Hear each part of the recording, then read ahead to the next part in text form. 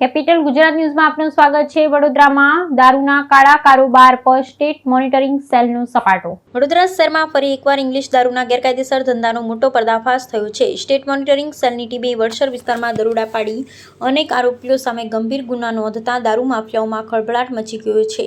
પ્રાથમિક માહિતી મુજબ આરોપીઓ દ્વારા પાસ પરમિટ વગર મોટા પાયે ઇંગ્લિશ દારૂનો જથ્થો મંગાવી સંગ્રહ અને વેચાણ કરવામાં આવતું હતું। પોલીસે સ્થળ પરથી આરોપીઓને ઝડપી પાડ્યા, જ્યારે કેટલાક ફરાર આરોપીઓની શોધખોળ તેજ કરી દેવામાં આવી છે।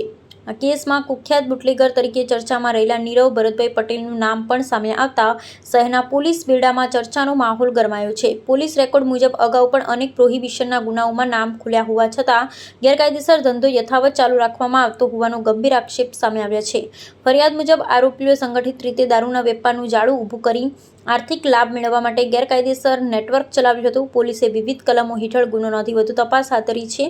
શહેરમાં સવાલ ઉઠી રહ્યા છે કે વારંવાર નામ સામે આવતા બુટલેગરોને આખરે કોનું રાજકીય કે સ્થાનિક આશીર્વાદ મળતું હતું અને અગાઉના ગુનાઓ છતાં તેઓ બેફામ રીતે દારૂનો કારોબાર કેવી રીતે ચલાવતા રહ્યા। હવે જોવાનું એ રહેશે કે આ કાર્યવાહી માત્ર કાગળ પર પૂરતી રહે છે કે ખરેખર દારૂના કાળા સામ્રાજ્ય સામે કડક કાયદેસર કાર્યવાહી થશે।